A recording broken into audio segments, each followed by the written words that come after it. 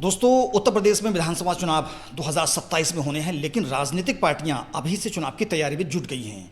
एक तरफ भारतीय जनता पार्टी सत्ता की हैट्रिक लगाने की कोशिश में है, तो दूसरी तरफ समाजवादी पार्टी अपने 10 साल के सियासी बनबास को खत्म करने के लिए कमर कस चुकी है।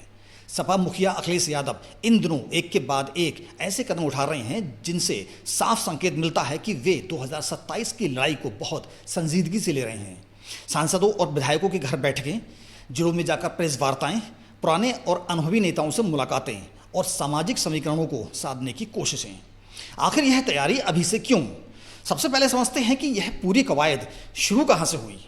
उत्तर प्रदेश में 2027 का विधानसभा चुनाव अभी करीब एक साल दूर है, लेकिन समाजवादी पार्टी ने अपनी तैयारियां बहुत पहले से शुरू कर दी हैं। इसकी एक बड़ी वजह है 2024 का लोकसभा चुनाव। 2024 में सपा ने उत्तर प्रदेश में जिस तरह का प्रदर्शन किया, उसने पार्टी कार्यकर्ताओं में नई ऊर्जा भर दी।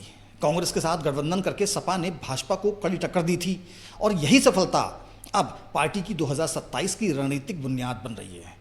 माना जा रहा है कि सपा ठीक उसी फार्मूले को दोहराने की कोशिश में है जिसने उसे 2024 में फायदा पहुंचाया था। लेकिन विधानसभा चुनाव लोकसभा चुनाव से अलग होता है। यहां हर सीट, हर बूथ, हर जिले का अलग समीकरण होता है। इसीलिए अखिलेश यादव ने एक संगठनात्मक रणनीति अपनाई है जिसमें डेटा, सर्वे और ज़मीनी फीडबैक तीनों को मिलाकर फैसले लिए जा रहे हैं। अब बात करते हैं उस बैठक की जो अखिलेश यादव ने लखनऊ स्थित पार्टी मुख्यालय में अपने सभी मौजूदा लोकसभा और राज्यसभा सांसदों को साथ बुलाकर की। इस बैठक में अखिलेश यादव ने अपने हर सांसद से उनके संसदीय क्षेत्र के अंतर्गत आने वाली विधानसभा सीटों की पूरी रिपोर्ट मांगी। यह सिर्फ औपचारिकता नहीं थी।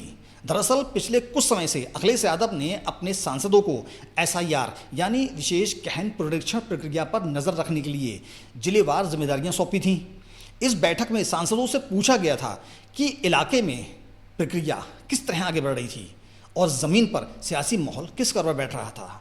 इसके अलावा इस बैठक में सांसदों के रिपोर्ट कार्ड पर भी चर्चा हुई, यानी हर सांसद ने अपने क्षेत्र में पिछले महीनों में कितना काम किया, जनता से कितना जुड़ाव बनाया, यह सब परखा गया। साथ ही आने वाले बजट सत्र को लेकर भी रणनीतिक बातचीत हुई। इस पूरी कवायद के पीछे एक स्पष्ट संदेश है। समाजवादी पार्टी अब सिर्फ भाषणबाजी या नारों पर निर्भर नहीं रहना चाहती, बल्कि हर सीट को लेकर ठोस डेटा और फीडबैक के आधार पर रणनीति बनाना चाहती है। टिकट बंटवारे में भी यही तरीका अपनाया जाएगा। जो भी दावेदार अपने क्षेत्र में सक्रिय है, संगठन से जुड़ाव रखता है और जातीय समीकरण को समझता है, उसी को प्राथमिकता मिलेगी। अब बात करते हैं उस पहलू की जिसने सबसे ज़्यादा सुर्खियां बटोरी। अखिलेश यादव खुद विधायकों और पुराने नेताओं के घर पहुंच रहे हैं। हाल ही में अखिलेश यादव प्रयागराज पहुंचे, जहां उन्होंने करीब 14 साल बाद रात गुजारी। इस दौरे में उन्होंने अपने पिता मुलायम सिंह यादव के करीबी रहे वरिष्ठ नेता रेवती रमण सिंह से मुलाकात की और साथ ही स्थानीय कांग्रेस सांसद उज्ज्वल रमण सिंह से भी बातचीत की, जो रेवती रमण सिंह के बेटे हैं। इसके बाद अखिलेश यादव सपा विधायक के घर पहुंचे और वहां पार्टी कार्यकर्ताओं से सीधा संवाद किया। यह सिर्फ शिष्टाचार भेंट नहीं, पार्टी के भीतर इसे एक सोची समझी रणनीति के तौर पर देखा जा रहा है। अखिलेश यादव पुराने और अनुभवी नेताओं का आशीर्वाद लेकर एक तरफ संगठन को मजबूत करने का संदेश दे रहे हैं, तो दूसरी तरफ युवा कार्यकर्ताओं को यह भरोसा दिला रहे हैं कि पुराने और नए अनुभव को साथ लेकर चलने की कोशिशें हो रही हैं। राजनीतिक विशेषज्ञों का मानना है कि यह दौरे महज इत्तेफाक नहीं, बल्कि एक सुनियोजित कोशिशें हैं, पुरानी यादों और उस सकारात्मक ऊर्जा के सहारे सियासी समीकरण को अपने पक्ष में मोड़ने की। ऐसे व्यक्तिगत संपर्क कार्यकर्ताओं में उत्साह भरते हैं और ज़मीनी स्तर पर संगठन को सक्रिय करते हैं। कुछ ऐसा जो सिर्फ बड़ी रैलियों में या प्रेस कॉन्फ्रेंस से हासिल नहीं होता। अब बात करते हैं जिले स्तर की प्रेस वार्ताओं की, जो अखिलेश यादव की रणनीति का एक और अहम हिस्सा है। परंपरागत तौर पर बड़े नेता ज़्यादातर लखनऊ या दिल्ली जैसे केंद्रों से ही मीडिया को संबोधित करते हैं, लेकिन अखिलेश यादव अब अलग अलग जिलों में जाकर प्रेस वार्ता कर रहे हैं। इसके पीछे मकसद साफ है, स्थानीय मुद्दों को सीधे उठाना, स्थानीय मीडिया के जरिए ज़मीनी जनता तक संदेश पहुंचाना और हर इलाके में पार्टी की मौजूदगी का एहसास कराना। उदाहरण के तौर पर ब्राह्मण नेताओं के साथ हुई बैठक के बाद भी अखिलेश यादव ने प्रेस कॉन्फ्रेंस की, जिसमें उन्होंने पार्टी की आगे की रणनीति और संगठनात्मक दिशा को लेकर महत्वपूर्ण बातें रखी। इसी तरह पश्चिमी उत्तर प्रदेश में भी जहां सपा अपने सामाजिक समीकरण को दुरुस्त करने में जुटी हुई है, मुजफ्फरनगर और दादरी जैसे इलाकों में जनसभाओं और प्रेस संबंधों को जरिए सीधा जनसंपर्क बढ़ाया जा रहा है। यह रणनीति इसलिए भी अहम है क्योंकि उत्तर प्रदेश जैसे बड़े राज्य में जातीय और क्षेत्रीय समीकरण जिले दर जिले बदलते रहते हैं। एक ही नैरेटिव पूरे प्रदेश के लिए काम नहीं करता। इसलिए हर जिले में जाकर वहां के मुद्दों पर बात करना और स्थानीय कार्यकर्ताओं के बीच मौजूदगी दर्ज कराना सपा की चुनावी रणनीति का अहम स्तंभ बनता जा रहा है।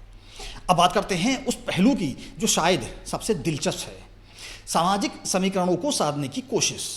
समाजवादी पार्टी पिछले कुछ समय से पीडीए यानी पिछड़ा दलित अल्पसंख्यक फार्मूले पर आगे बढ़ रही है।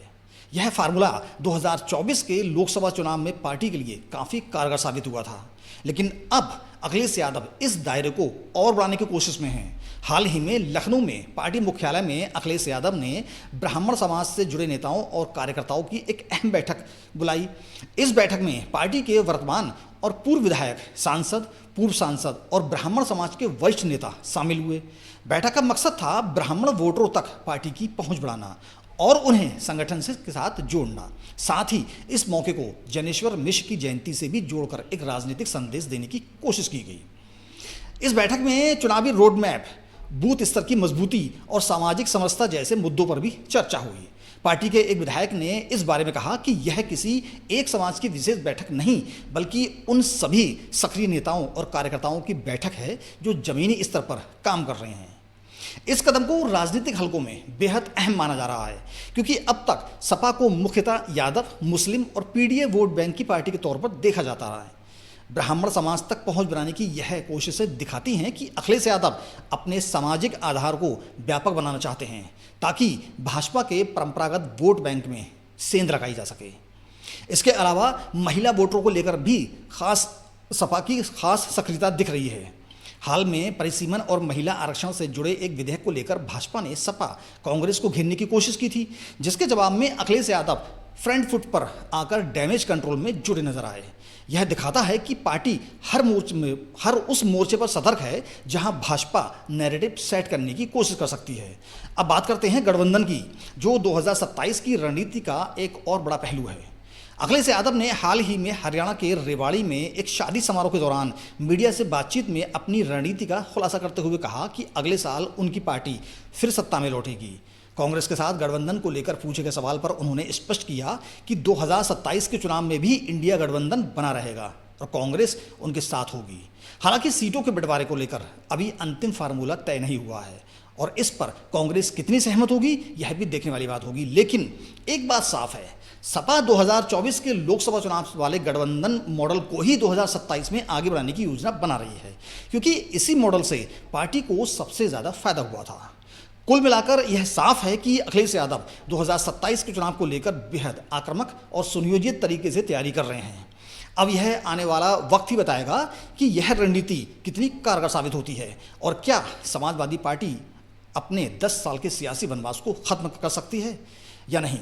मिलते हैं एक और वीडियो में, तब तक के लिए अपना ख्याल रखिएगा। जय हिंद।